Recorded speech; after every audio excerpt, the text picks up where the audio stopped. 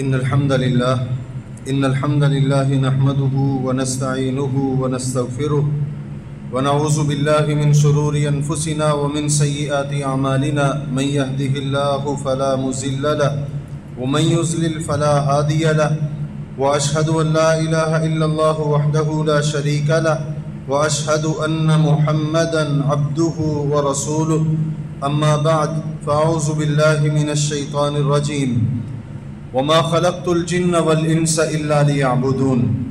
اللہ رب العزت قرآن مجید کے اندر ارشاد فرما رہے ہیں وما خلقت الجن والانس الا ليعبدون، اور نہیں ہم نے پیدا کیا جنوں اور انسانوں کو الا ليعبدون مگر اپنی عبادت کے لیے۔ عزیز بھائیوں اور بزرگوں، یقیناً انسان کے دنیا کے اندر آنے کا ایک مقصد ہے، وہ مقصد یہی ہے کہ بندہ اللہ رب العزت کو راضی کر کے اس کی جنت حاصل کر لے اور اس کی جہنم سے بچ جائے۔ اور یہ اتنی عظیم الشان جنت ہے جس کے لیے انسان نے یہی 30 40 50 60 70 سال محنت کرنی ہے۔ بڑی مختصر زندگی ہے۔ اس مختصر زندگی کے اندر اگر انسان نے محنت کر لی، اپنے آپ کو گناہوں سے بچانے کی کوشش کر لی، اپنے رب کو راضی کرنے کی کوشش کر لی، تو اللہ رب العزت نے انسان کو انعام کے اندر اتنی عظیم جنت عطا فرمانی ہے۔ نبی مکرم صلی اللہ علیہ وسلم نے فرمایا وہ جنت اتنی عظیم ہے کہ ما لا عین رات ولا اذن سمعت ولا خطر علی قلب بشر، کہ آج تک اس جنت کو نہ کسی کان نے صحیح طور پر سنا ہے، نہ ہی کسی آنکھ نے دیکھا ہے، اور نہ ہی کسی دل کے اندر صحیح طور پر اس جنت کا تصور پیدا ہوا ہے۔ اور پھر نبی صلی اللہ علیہ وسلم فرماتے ہیں کہ اللہ تعالیٰ نے جنتی کو جو جنت عطا کرنی ہے وہ اتنی قیمتی ہے، پوری جنت نہیں، جنت کے اندر رکھنے کے برابر، ایک کوڑے کے برابر اگر کسی انسان کو جنت کے اندر جگہ مل جائے تو یہ دنیا و ما فیہا سے بہتر ہے۔ ایک حدیث میں آتا ہے، نبی صلی اللہ علیہ وسلم فرماتے ہیں کہ جنت کے اندر اللہ رب العزت نے جو جنتی انسان کو حوریں عطا کرنی ہے، حور نہیں، اگر ایک حور کا ایک دوپٹہ دنیا کے اندر آ جائے تو ساری دنیا مل کر اس کی قیمت کو ادا نہیں کر سکتی۔ تو عزیز بھائیوں، یہی مقصد ہے انسان کے دنیا کے اندر آنے کا۔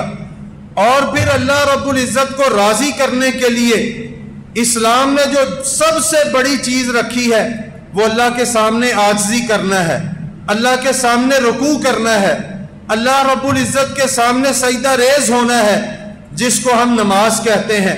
نبی مکرم صلی اللہ علیہ وسلم نے فرمایا بنی الاسلام علی خمس شہادت اللہ الہ الا اللہ و اقام الصلاۃ و ایتاء الزکاۃ و صوم رمضان و حج بیت اللہ تعالی، کہ اسلام کی بنیاد 5 چیزوں پر رکھی گئی ہے۔ سب سے پہلے بندہ اپنی زبان اور دل سے کلمہ شہادت کا اقرار کرے، اور اس کے بعد جو دوسرا اہم ترین فریضہ ہے وہ نماز ہے، اور اسی طرح روزہ ہے، حج ہے، زکوٰۃ ہے۔ یقیناً روزے سال کے بعد 1 مہینے کے اندر آتے ہیں، اور زکوٰۃ وہ انسان ادا کرے گا جس کے پاس پیسہ ہے، اور حج وہ کرے گا جس کے پاس حج کرنے کی استطاعت ہے۔ لیکن نماز ہر مسلمان پر فرض ہے، چاہے امیر ہو، غریب ہو، چھوٹا ہے، بڑا ہے، مرد ہے، عورت ہے، صحت مند ہے، بیمار ہے، حتیٰ کہ جب تک انسان کا یہ دماغ کام کرتا ہے، جب تک انسان سینس لیس نہیں ہوا، اگرچہ ہاسپٹل کے اندر پڑا ہوا ہے، بیڈ کے اوپر پڑا ہوا ہے، کئی قسم کی ڈرپیں لگی ہوئی ہیں، اس حالت کے اندر بھی انسان کو نماز معاف نہیں ہے، اس حالت میں بھی انسان کو نماز معاف نہیں ہے۔ یہ اتنا اہم ترین فریضہ ہے۔ نبی صلی اللہ علیہ وسلم فرماتے ہیں بین الرجل و بین الکفر ترک الصلاۃ، اے لوگو یہ کوئی چھوٹی چیز نہیں ہے، نماز اتنا عظیم عمل ہے کہ مسلمان بندے اور کافر کے درمیان فرق کرنے والی چیز ہی نماز ہے۔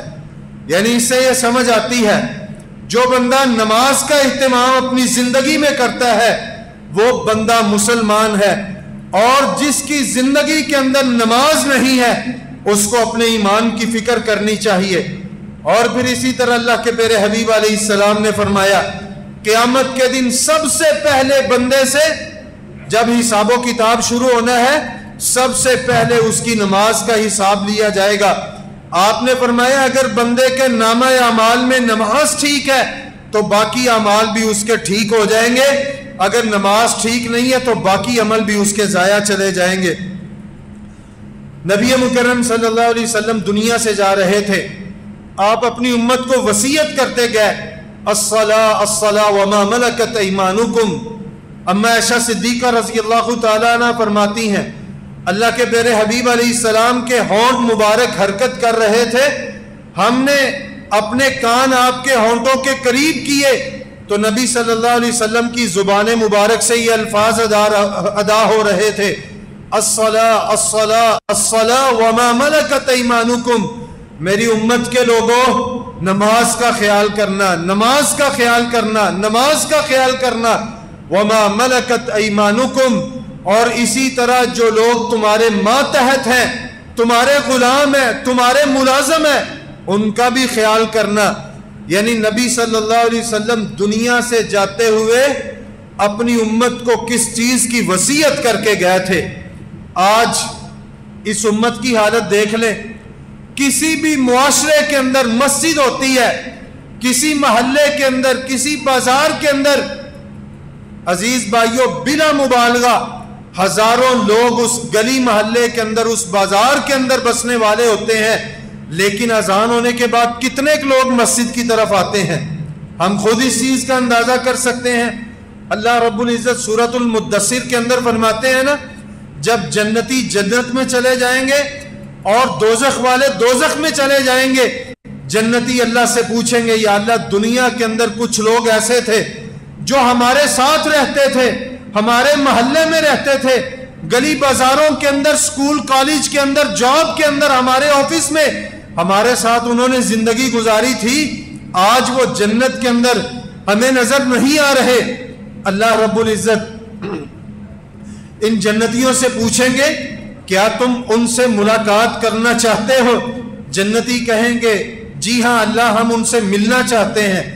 اللہ رب العزت جنت اور جہنم کے درمیان جو ایک پردہ حائل ہے اس کو ہٹا دیں گے۔ جنتی اس جہنم کی آگ کے اندر جلنے والوں کو دیکھیں گے اور پہچان لیں گے کہ یہ میرا وہی محلے والا ہے، وہی میرے سیکٹر کی گلی کے اندر گھومنے پھرنے والا، وہی دکانوں کے اوپر گھومنے پھرنے والا، وہی میرا دوست جس نے زندگی کے اندر میری دوستی کے اندر بڑا وقت گزارا، آج یہ جہنم کے اندر پڑا ہوا ہے۔ یہ جنتی جہنمیوں سے سوال کریں گے ما سلککم فی سقر قالوا لم نک من المصلین ولم نک نطعم المسکین وکننا نخوض مع الخائضین ما سلککم فی سقر، کہ تمہیں اس جہنم کے اندر کون سی چیز لے کے آئی ہے؟ قالوا لم نک من المصلین، جہنمی آگے سے کیا جواب دیں گے؟ لم نک من المصلین، ہم نماز نہیں پڑھا کرتے تھے۔ عزیز بھائیو یہ میں کوئی قصہ کہانی نہیں سنا رہا، یہ اللہ کا قرآن سنا رہا ہوں، جس قرآن کے اندر اللہ رب العزت نے اس چیز کی گواہی دی ہے کہ جہنمی خود اپنی زبان سے اعتراف کریں گے کہ لم نکن من المصلین، ہم بے نماز تھے، ہم بے نماز تھے، بے نماز ہونے کی وجہ سے آج ہم جہنم کے گڑھے کے اندر پڑے ہوئے ہیں۔ حضرت عمر رضی اللہ تعالیٰ عنہ اپنے گورنروں کو جب خط لکھا کرتے تھے ان سے یہ کہا کرتے تھے مجھے اس چیز کا علم ہے تمہاری بڑی ذمہ داریاں ہیں، بڑے مصروف لوگ ہو تم، علاقوں کی ذمہ داریاں، گورنر ہو، لیکن سن لو ان اہم امورکم عندی الصلاۃ، میرے نزدیک تمہارے معاملات میں سے سب سے اہم جو معاملہ ہے وہ نماز ہے۔ اگر تمہاری نماز ٹھیک رہی سن لو تمہارے سارے معاملات ٹھیک رہیں گے، اگر تمہاری نماز ٹھیک نہ ہوئی تو کچھ بھی تمہارا ٹھیک نہیں ہوگا۔ حضرت عبداللہ بن شقیق عقیلی رحمہ اللہ فرماتے ہیں کان اصحاب محمد صلی اللہ علیہ وسلم لا يرون شيئا من الاعمال تركه كفر غیر الصلاۃ، کہ نبی مکرم صلی اللہ علیہ وسلم کے ساتھی یعنی صحابہ اکرام رضوان اللہ علیہ مجمعین نماز کے علاوہ کسی عمل کو کفر تصور نہیں کرتے تھے. یعنی جو بندہ نماز کے اندر سستی اختیار کرتا، صحابہ کو سمجھ آ جاتی کہ اس بندے کے اندر ایمان نہیں ہے، یہ بندہ بے ایمان ہے، دائرہ اسلام سے خارج ہے. عزیز بھائیو، چھوٹی بات نہیں ہے. جو بندہ نماز کے اندر انتہا درجے کا سست ہے، عید کی نماز پڑھ لی، کبھی کبھی جمعے کی نماز پڑھ لی، کوئی پرواہ نہیں، میں مسلمان ہوں، میرے اوپر اللہ رب العزت نے نمازوں کو فرض کیا ہے. صحابہ اکرام رضوان اللہ علیہ مجمعین اس بندے کے ایمان کے اندر شک کیا کرتے تھے اور سمجھا کرتے تھے کہ شاید اس کے اندر کفر آ گیا ہے. اور پھر اسی طرح نبی مکرم صلی اللہ علیہ وسلم نے فرمایا، جو بندہ اچھے طریقے کے ساتھ وضو کرتا ہے، اپنی زندگی کے اندر اہتمام کرتا ہے، محبت کے ساتھ خضوع کے ساتھ نمازیں ادا کرتا ہے، اللہ رب العزت کے ذمے ہے کہ قیامت کے دن اللہ تعالیٰ اپنے ایسے بندے کو معاف فرمائے. لیکن جس بندے کی زندگی کے اندر نمازوں کا اہتمام نہیں، اللہ تعالیٰ کا اس بندے کے متعلق کسی قسم کا کوئی ذمہ نہیں ہے.